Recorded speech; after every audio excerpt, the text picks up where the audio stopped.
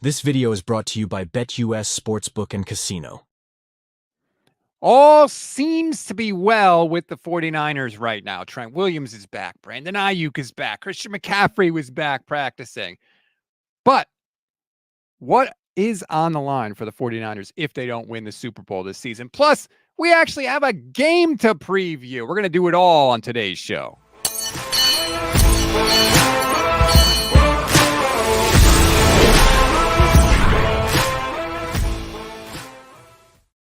What is good, everybody? Welcome to another Gold Standard podcast on the Gold Standard and the Fans First Sports Networks. I'm Rob Stats Guerrera. He's Grant Cohn. Grant, eventful day in 49ers land yesterday. Absolutely. I mean, they were trying to, without the breaking news on its own, it was one of the bigger days. I mean, John Lynch comes out all about Ricky Pearsall. You're in the locker room. What do you know about Ricky? How did this make you feel? Then you have Brandon Aiyuk coming out and explaining his side of the story of the standoff. Then you have Trent Williams coming out with just the biggest smile on his face because he just got every single thing he ever wanted. It was very interesting. And then on top of that, there was what I heard from a source that the 49ers front office is like extremely upset with the Lynch Shanahan regime, the Trent Williams and Aiyuk contracts in particular, and that it's Super Bowl or bust. I mean, I'm just regurgitating what the guy told me. Super Bowl or bust. If they don't win, heads will roll on the hot seat, all that stuff. So I don't know what exactly it means, but it adds a layer of intrigue to the season. A lot is on the line. So I have questions. Please. I noticed that you said the 49ers front office is very upset. I mean, clearly Lynch and Shanahan, I don't think are upset. That's got to be Jed.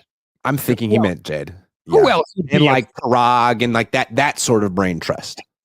And so, which is hilarious. The money, let's call them the bean counters. The bean counters.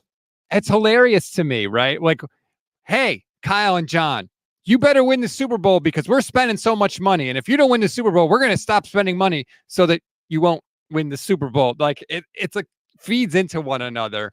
I just it should. Okay, let's try to figure out where the Niners might be coming from on this one. Okay, they are officially all in a way that they haven't really gone before. They've always liked to keep one eye to the future, and you could tell that this Aiyuk deal and this Trent deal was not their first choice. I think the bean counters were hoping that Kyle could figure out a way to not have to do this, like draft Ricky Pearsall, maybe draft an offensive tackle, but. Kyle, and we were hearing reports from Mike Silver, like the front office really would like the Niners to pick, Kyle to pick between Aiyuk and Debo long term. Well, it doesn't seem like that happened. Debo just got a restructured deal. Aiyuk just got an extension. Trent just got a restructured deal. It seems like Kyle has said, like, I want this team intact. And the Niners are like, okay, we will pay all the money to keep the team intact. We will accept the fact that another first round pick may not have been, Trey Lance. I'm not even talking about the shooting, just like the fact that he was clearly drafted as leverage over Aiyuk.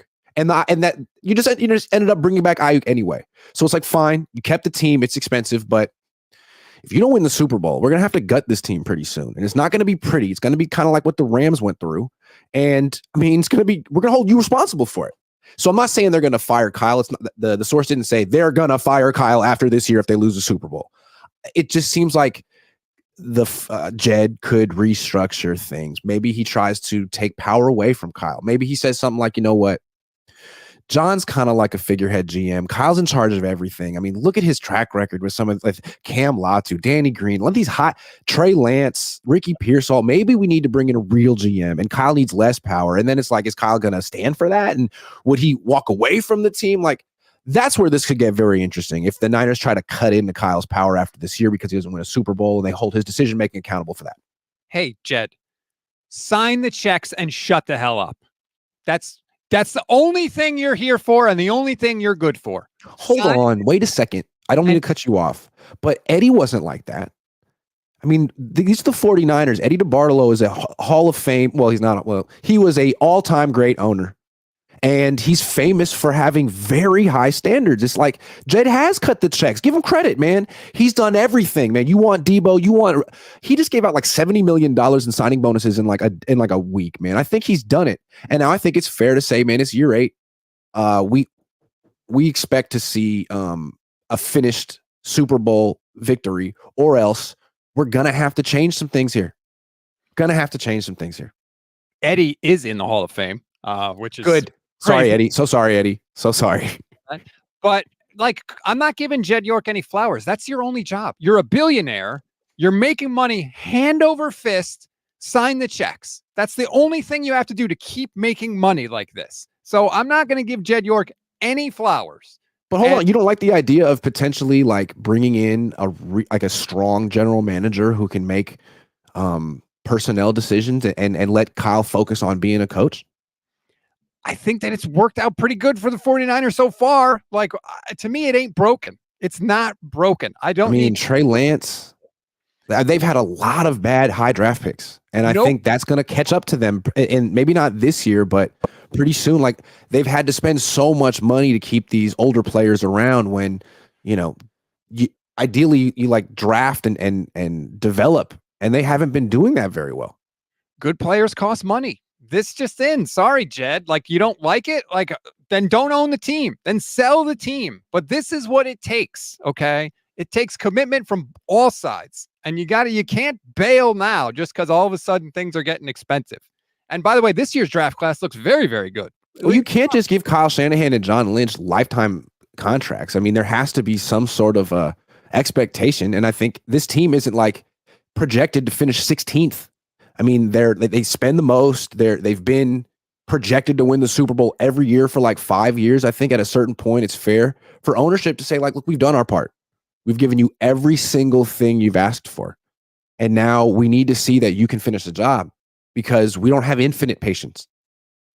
Do you expect the next coach then, if you're going to hire a new coach or a new GM, then do they have that mandate too? Or they immediately have to win the Super Bowl? Do they have to win the Super Bowl in 8 years? Maybe. I mean, depending on the context of what the team is and what the expectations are. Again, they're like favored to win. They're favored to win every single game this season. Every single game. This is not ownership has come through and spent the money, written the checks, even though it seems like Parag and those bean counters were like, we'd rather not. Our advice is to trade Brandon. Our advice is to like draft an offensive tackle so we don't have to just give Trent whatever. Our advice is to keep one of the wide receivers. And Kyle overruled him because it's his team. And he has to be right about this. He has to prove that this is going to lead to a Super Bowl victory. If not, I think there is going to be consequences. I think there should be consequences. I'm not saying they will fire Kyle, but how many people get to coach a team for 10 years without a Super Bowl victory? How many people get to do that? How many people go to four Marvin Lewis championship games and 2 Super Bowls in that time too? Like, you can't just say they haven't won the Super Bowl. You have to. The reason they've gotten the rope that they have gotten is because of the success that they have had. Yeah, look, I don't think Jed is Eddie. He might be upset now. He might be talking tough behind closed doors. I don't know. I'm not directly in it, but I don't really see him firing Kyle if they lose another Super Bowl. I don't think he has it in him. Now, if they miss the playoffs, if they lose in the first round of the playoffs, if they have a bunch of injuries, I could see Jed being very upset. I mean, we saw what he did with Harbaugh when they missed the playoffs one time. So, you know what I mean? Like, I could see Jed doing something like that. Don't put it out of the realm of possibilities. But, and also it's be interesting if something bad happens this year, it seems pretty clear. Like, the front office is putting it like, this is on Kyle. This is the team you wanted. What would Kyle do? It's like, well, this is the Super Bowl hangover, or, this quarterback that I'm working with right here isn't necessarily as great as everyone thinks. And, like, everyone thinks he's like the franchise quarterback, but actually, like, look at these limitations I got here, Kyle, he's clever. I wonder, look, he's never going to come out and like actually say like anything bad about Brock. He won't. But you know who will? Chris Sims. His best friend. I love Chris Sims, but listen to the things Chris Sims says about Kyle and Brock. He'll never criticize Kyle, ever. But he will criticize Brock. After they lost the Super Bowl, Chris was like the only person who was like, well, if Brock was like really better, they probably would have won. Like, I know it sucks to hear, but if Brock was the real deal, they would have won. And if something happens this year, wait for Chris Sims to be like, Brock's overrated. He already ranked him 16th in the league. And I don't think Chris Sims is picking the Niners to go to the Super Bowl this year. So, something to think about. So, full disclosure for anyone that doesn't know, I worked with Chris Sims every day for years. I produced that show, Pro Football Talk Live, on NBCSN. So I know Chris really well. from what he has told me during the season, he does not really talk to Kyle that much because Kyle is busy. He texts Kyle. What he says is Kyle doesn't text back. I don't know how much they talk in the offseason. I'm sure they do talk. They have tattoos of each other's initials on their body. So clearly they are friends. Have you ever heard Chris criticize Kyle? Yes. I've heard Like Chris how? on the air. I've heard him criticize him off the air. Well, he's told the story many times on the air how he was begging Kyle Shanahan to scout Patrick Mahomes, begging him to scout him. Okay. And Kyle never So did. he criticized him for not drafting Mahomes. Anything else? Not scouting Mahomes. Not okay. That's one thing. That's pretty. I think everyone would have to agree about that. Kyle would have to criticize himself for that one. Now, off the top of my head, do I have any other specific? I'm just saying, Chris is usually pretty partial to Kyle. When they lost the Super Bowl this year, it wasn't like, hey, Kyle didn't know the rule, or hey, Kyle's offense scored 19 points of regulation, or hey, Kyle couldn't pick up a simulated pressure ever. It was, Brock could have played better. If they had a quarterback like Jordan Love, they win that game. I mean, he said stuff like that. Well, he has always been cooler on Brock Purdy than everybody else. Sure. And Kyle's always been cooler on his quarterbacks than just about anyone else. All Niner says this team has zero excuses this year. They lost who? Armstead, that's it. And gained Floyd and a promising rookie class. It's Super Bowl or bust. See, that's what I think Jed and Parag feel. And then Kyle, I think, might say like, well, hey, wait a second. Like the Super Bowl hangover is a real thing. And this quarterback is still unproven. And I'm very, we'll see. We'll see. All Niner also says maybe they should stop using first-round picks as passive-aggressive bargaining chips. Like this is another thing that Jed and Parag might feel like. But like the drafting of Ricky Pearsall, you always try and replace expensive players with younger players. That's not a Shanahan thing. That's an everybody thing, right? Like I don't. Yeah, but it's like it's not like they traded Aiyuk and then drafted Pearsall and said like, well, we're just going young at the position. It's like we're gonna draft Pearsall and sort of see what he's got, and then negotiate with Brandon. And if Pearsall does well, maybe we can get Brandon for $1 million less. But like that just put a ton of pressure on Pearsall that didn't need to be there, and all of a sudden he's pulling his hamstring probably because he's overworking and trying too hard. I don't know. The Debo restructure really surprised me. Because even Debo himself said earlier this offseason, pretty much like, this is my last dance. He said, I knew what I signed up for when I signed the contract. He admitted that. Now, to be fair, it doesn't mean that just because they restructured him that he's going to be around next year. They restructured Eric Armstead on September 5th last year, and he's no longer here. So, it doesn't guarantee anything, but it did. I definitely didn't see that coming for sure. Going back to the Jed thing, I found this. This is from February 1st. After the 49ers were in the Super Bowl. Here's Jed. One of the all-time great coaches. Before they're in the Super Bowl. He'll be can't win the big one. Perception based on how this game turns out. How will your perception of him change I love Kyle. one way or the other? Kyle, it would be hard for me to say that I enjoyed working with anybody more than I enjoy working with Kyle. I think Kyle's a phenomenal coach. I think he's done a phenomenal job with our club. I don't really care what the outside perception is. It is very, very difficult to make the playoffs. It's very difficult to get to a championship game. It's very difficult to win a championship game. It's more difficult to get to this game. And I think Kyle's results more than speak for themselves. Yeah. That was a long time ago in football parlance, obviously. It was a lot of guaranteed money ago, too. Brandon Aiyuk didn't have his contract. Trent Williams didn't have his contract. Christian McCaffrey didn't have his contract. Juwan Jennings did. And they hadn't lost the lead in overtime yet of the Super Bowl. Like they hadn't experienced that pain. That was a very painful loss. He didn't understand that was going to happen the way it did. I'm not saying that just because he said that he can never change his mind. No, but that was just the most recent comment that I can think of that we have of Jed talking about Kyle. There could be another one. I don't know off the top of my head.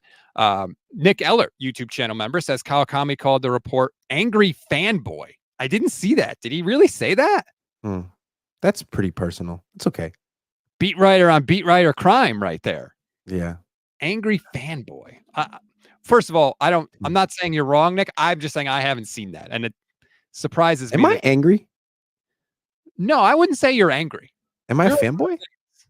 No, you're not a fan. I might be wrong. My source might be wrong, but like that, I don't know, that seems like projection to me.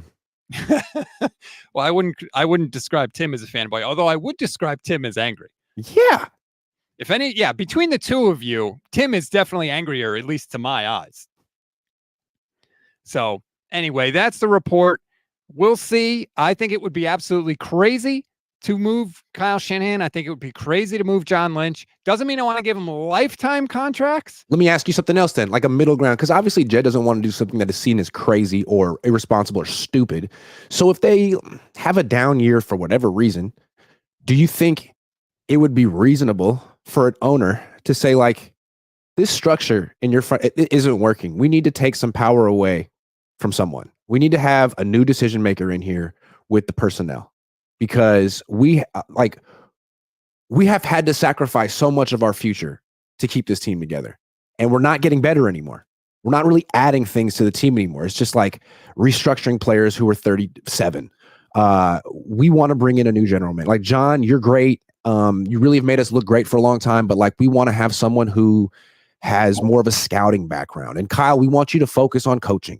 We feel you have too much on your plate. You're calling plays. You've done all of this just focus on being a coach. And we're going to bring in a really proven, or how about this? That's one thing. Or let's say Kyle doesn't win the Super Bowl this year and Bill Belichick calls up Jed York in the offseason and says, look, man, I know you love Kyle, and everyone, if you fire him, he's going to get hired right away. But like, I wouldn't just coach for just anyone. And I'm telling you, I could win the Super Bowl next year with this team. Here's my plan. I'm Bill Belichick. I mean, does Jed, does that sway him? I mean, there are certain things that can happen. That's the key, though. You just Bill Belichick, right? If you fire Kyle Shanahan and you bring in Jim Tom Sula, you're going to get crushed. Of course. But if you fire Kyle Shanahan and bring in the greatest head coach of all time, along with his 6 Super Bowl rings and this roster, that will be perceived very differently, right? It will be. That is a real thing. Now, you wouldn't want to give him personnel control, and I don't know how it would work, but it just seems like they're like we're not talking about Jim Tom Sula, Chip Kelly territory. Like, that is not where this franchise is anymore. The idea of Bill Belichick almost being the defensive coordinator here, I bet he, in the back of his mind, he's like, nah, but I'll take your job if you mess it up again. I'd love that. I think a lot of coaches would love this job. And I think I'm not a York apologist. I swear, I'm not getting this from them. You put out that the Yorks are leaking stuff. Yeah, maybe they are. But like, if they were leaking to a reporter, you think I'd be the last one they would leak to. So I feel like they have done a little bit to rehabilitate their image a little bit. And I think the team they have, the quarterback they have, a lot of coaches would want to coach here. And I'm not buying that rehabilitation at all. I think I think Jed is exactly the same person he was when he fired Jim Harbaugh. I'm not buying this whole Jed York has matured. I'm not a pro Jed guy, but he does pay. I mean, they spend on players. It's not like they've ever said no to Kyle Shanahan in 8 years, man. Ever. Everything he wants. That's the job. Right. But at a certain point, you got to be like, okay, man, like we wrote every check. We said yes for a decade. You couldn't get it done. Like, we're going to give someone else a decade to get it done. Yes. The difference is I'm not at that point yet. Sure. He is. And neither are the Niners. Neither are the Niners. Here's Kyle. He's their head coach. He has another year, and they expect him to win the Super Bowl, man. They're writing all the checks. You want Debo for another year? Great. Wonderful, man. Go win the Super Bowl. We believe in you. And if you don't, then we'll have a conversation once we see how it all plays out. Mark says, Grant, it seems like you're one of the few who feel the 49ers fail if they don't win the Super Bowl. Personally, I'm happy to see them be in the Super Bowl hunt every year. They won't be for that much longer. Like, this Super Bowl window is closing. And, like, Kittle's going to be gone in a couple of years. Like, what is the future of this team? It seems like they're possibly going to have, like what the Rams went through for a couple of years, a time where you have to gut the team and play a lot of young players. And the Rams don't have a fan base, but it's more palatable to go through that when you just won a Super Bowl. It's like, okay, we can still bask in the good times and trust this coach. But if you don't have the Super Bowl ring and then you got your roster, it feels like you really wasted an incredible opportunity. It's going to be even more painful than whatever this feels like, the Super Bowl hangover. And to be fair, the Rams' quote unquote rebuild lasted 1 year. They went 5-12 after they won the Super Bowl. They were in the playoffs last year. So it's not like the Rams, like, okay, I'd be willing to go through the Rams' quote unquote rebuild. But when they were 5-12, there was no indication that it was going to bounce back that quickly. Like, there was a little bit of faith when they entered that they had to draft well, and they did. Joshua Wyatt says, stop saying Parag and Jed. It's Parag. If I had 15 minutes to eviscerate that bum, you would agree that he needs to get fired from the lemonade stand. I don't know who it is. I just know that, there are football people in an organization and there are bean counters and there are people that are thinking about winning this year and people about thinking about building a team in the future. And it seems like Kyle is very much into this year. And I think the Niners have enabled him, as they should. You have to be able to go all in. But I think there are certain consequences to going all in. If you win, you're a Hall of Famer. If you don't, I don't know. You bust. You can't. Yeah, I mean, anymore. That's what happens when you lose. When you go all in, right? You have to leave. You're seeing it because I feel like when he doesn't win the Super Bowl, to me, it seems like he's underachieving. Like you do have the best team, man. You do have the best team. They spend so much and they don't spend on quarterbacks. It's almost like unfair how good your team is. Kind of. Tim Kawakami, this was the tweet, by the way, Grant. It says, "Is this a thing that's going around the web talking about your report? Geesh, talk about angry fanboy wishful thinking. Do you guys understand how much money the Yorks have invested in Shanahan and Lynch?" So yeah, that was the actual. We'll see. Okay. But that could also be a reason why they're frustrated with Shanahan and Lynch, because of that investment.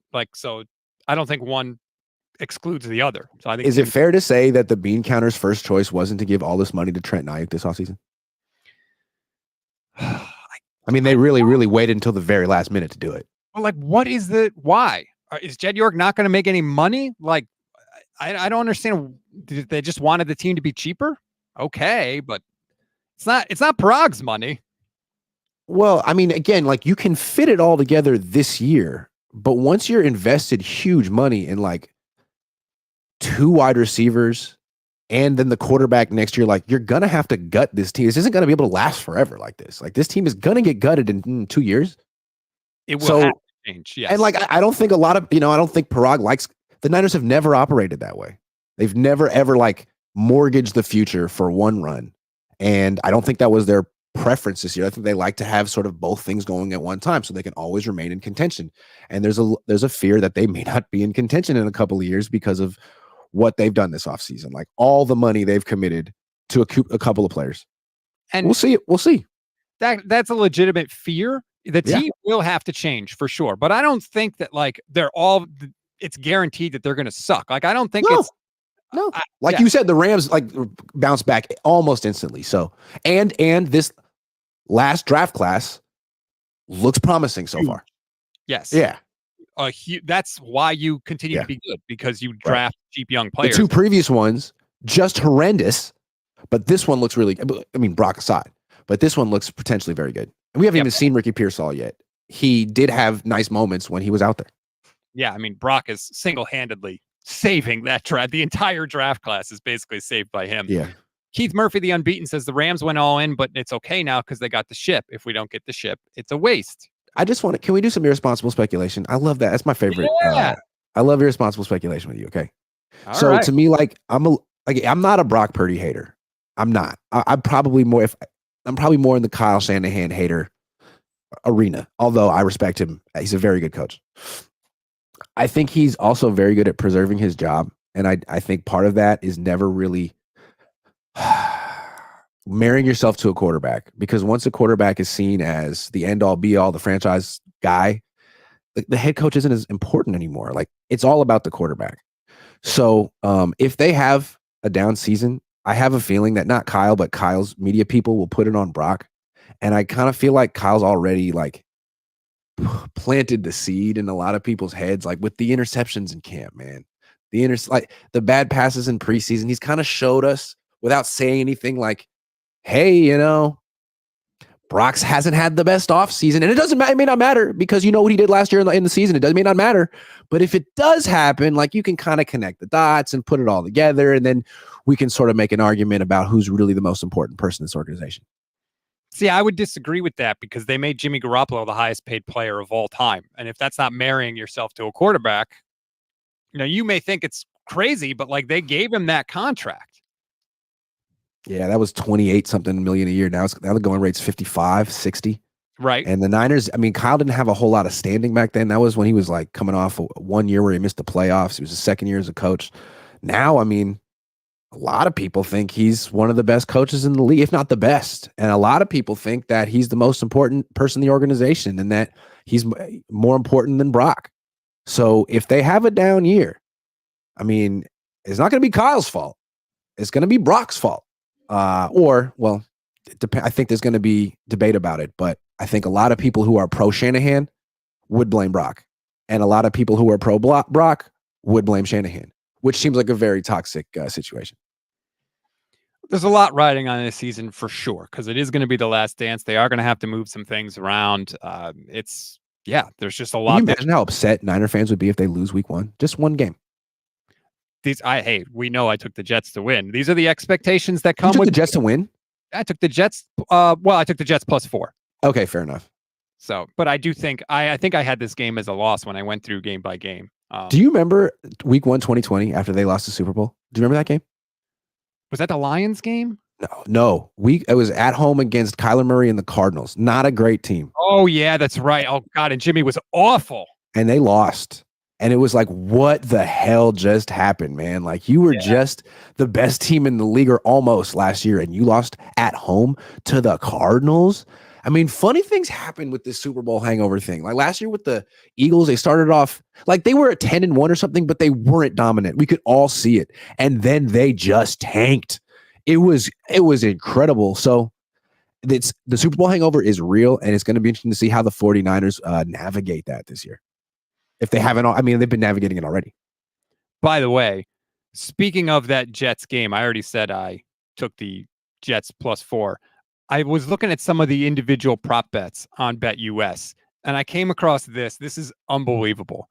The anytime touchdown scorer in the game. Christian McCaffrey is -190 to score a touchdown in the game, which means if you want to win $100, you have to bet $190 on Christian. That's how much they think Christian McCaffrey is going to score a touchdown in the game. The next closest to that is actually Breece Hall, I believe, who's even money to score a touchdown. So I like the Deebo Samuel odds. Like, he's going to score a touchdown in this game. Deebo. +140 for Deebo. So that means, if you don't know, that means you bet $100, you win $140. Yes. Of course. Like when the Niners get to that portion of the field where they're like 20 yards away from the goal line, 15 yards away from the goal line, a Deebo Samuel end around or jet sweep or screen is coming, because he scores from about 15 yards out routinely. And also, we've been watching in training camp this year, like they have installed a bunch of trick plays, and he's usually involved with them. It's usually like a fake reverse to Deebo where he throws the ball down the field. It always starts with some type of jet sweep, Deebo Samuel end around reverse action. And yeah, man, he is the guy who I think inspires the most creativity out of Kyle Shanahan. It's great to have a great running back who can do everything. It's great to have an X receiver who can beat man-to-man coverage. But Deebo is Kyle Shanahan's like signature on the whole thing. You know what I mean? Deebo. That's a good bet too. In fact, you could bet both of them if you want. But whatever you're going to bet, do it with BetUS, please. They sponsor the show. They're offering 125% deposit match on your first 3 deposits up to $2,000. They have 24/7 personalized service, 365 days a year. You get 10% back on your net losses twice a year. And they have live wagering on all major games. So please, if you're going to place a bet, do it with BetUS. We're very grateful to them for sponsoring this show. And there's money to be made, Grant, especially in week 1. Week 1, I feel like potentially you have more opportunity to make money because we don't know what the teams are yet. And even Vegas doesn't know because there's just no data. So I feel like maybe in week 1, you might have a better chance to make some money. With the Niners line in particular, like I really like the under, because I feel like Aaron Rodgers hasn't played at all. He hasn't played any preseason. He didn't play last year. Are we really expecting him to light it up week 1? And then on the Niners, because offense is all about timing and rhythm. And with the Niners, like McCaffrey hasn't practiced in a month. Aiyuk and Trent Williams haven't practiced all offseason. I just wouldn't expect either offense to come out firing in this game. The over-under for the game is 43 points. 43.5. I'd say they expect what, like a 23-20 type of game? Yeah, that sounds about right. I think that game with the Cardinals 4 years ago was 24-20 Cardinals. See that? I'm going to have more on this a little later with Michelle on Friday, but Kyle's offenses in week 1 have not really come out of the gate and stormed the castle, scoring, like 30, 35 points. If you look at the entirety of his tenure. So maybe the under makes a little more sense there. I like that. All I know is the 2 years they went to the Super Bowl, they started out hot. And they've gone to NFC Championship games where they started out slow and flipped the switch. They can do it, but starting out hot has been part of their formula. And they're going to need to this year, too, because I think some of the games later in the year are going to be a challenge, needless to say. Chris Waddell says, did I miss the ownership is mad topic? Yes, you did. Please go out and check the earlier part of the show. Michael McCann, if San Francisco doesn't win it all this year and Kyle and Lynch face the ultimate football consequence, capital F, capital C, it's Belichick or bust, in my opinion. He's everything Kyle isn't. Here's the other. Oh, go ahead. I'm sorry. It's weird. Like, normally Kyle wouldn't be on the hot seat because he's so good, but with Bill Belichick lurking, it does put a little extra pressure to win the Super Bowl, man. Like, you got the greatest. I mean, like, one of the GOATs is right there. And if he wants the job, it's almost like it's hard to think of reasons not to give it to him if you can't win the Super Bowl. Here's the tricky part of that. And we're going to wrap up the show pretty soon because I got to run to the doctor, unfortunately. But if you want Bill Belichick, you got to start talking to Bill Belichick like halfway through the year, because any owner that's thinking of making a coaching change is going to be whispering in Bill Belichick's ear. And in fact, it may cause some owners, and the 49ers, I don't think would do this unless it goes really bad, but it may cause some owners to fire their coach more quickly because they want to try and get Bill Belichick in there. So, like, it's going to be really interesting how all that gets figured out. And it's not like Belichick is working with another team, so there's no, like, tampering or anything that you have to worry. We'll see. I mean, Belichick was extremely unpopular in the most recent hiring cycle. Like, all the teams were like, you know what? No. So maybe he's done. I don't know. Like, he's been trying to rehabilitate his image by, like, going on to the Pat McAfee show, which I don't know how that's working. He's doing everything. He's doing the 30 team. He's going to be. Hey, I'm young. I'm hip. Like, no, you're not. No, that's Saban that does College Game Day. Josh Wyatt, YouTube channel member. Parag is playing you, Grant. This was the same playbook he ran when Harbaugh wanted more power. The whisper campaign started. Man, you think I know Parag Marathe like that? I don't know where this is coming from. Parag. I don't know Parag. You're not best friends? He can't. I'm pretty sure he can't stand me. I don't think this is something that the Niners wanted me to say or learn. Which, you know what? This is probably the first thing that's come out in a decade that the 49ers didn't want out there. So thank you. Credit to you, Grant. Credit to you. Appreciate it. Yesterday. Appreciate it. This isn't like one of those scoops where it's like, yeah, but the news was going to come out in 5 minutes anyway, but you were first. Yeah.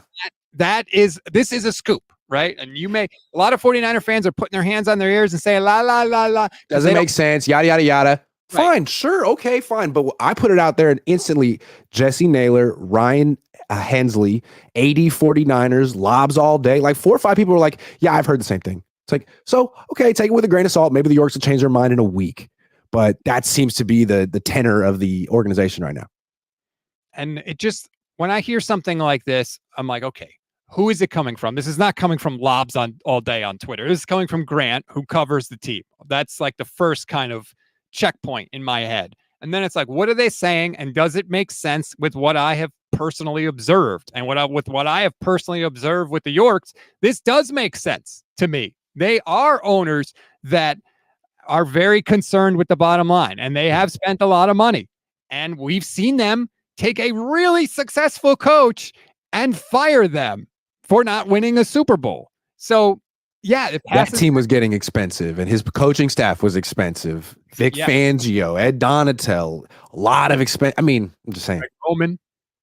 Hey, if we're not going to win the Super Bowl, why don't we cut back a little? I mean, Jim Tomsula could do the same job for a fraction of the price. And then, then it's priorities. What does it come down? Yeah, I would hate to see the Yorks run off Kyle Shanahan and John Lynch just to go cheap for a while. That would be pretty lame. I'm not advocating that. Just want to say that for the record. Do not do that. Please. Because look, I like criticizing Kyle Shanahan and I'm tough on him, but he is good for business for everyone involved. Talking about Kyle, a lot of fun. His teams are good, but not too good. And they're like intriguing and like kind of flawed. It's just a dream. So I just want to throw that out there. If you replace him, he has to be as equally as intriguing or more. At least this Sunday, the Niners don't play, so you can have one day of pressure-free football. Enjoy week 1, everybody. I'm sorry that I have to wrap up the show so quick. It's stupid doctor's appointment, but if I rescheduled it, I'd never be able to get it. And, got to take care of this bucket of bolts that I've been dragging around everywhere. So I appreciate it. Grant, thank you. Sorry that it was so short.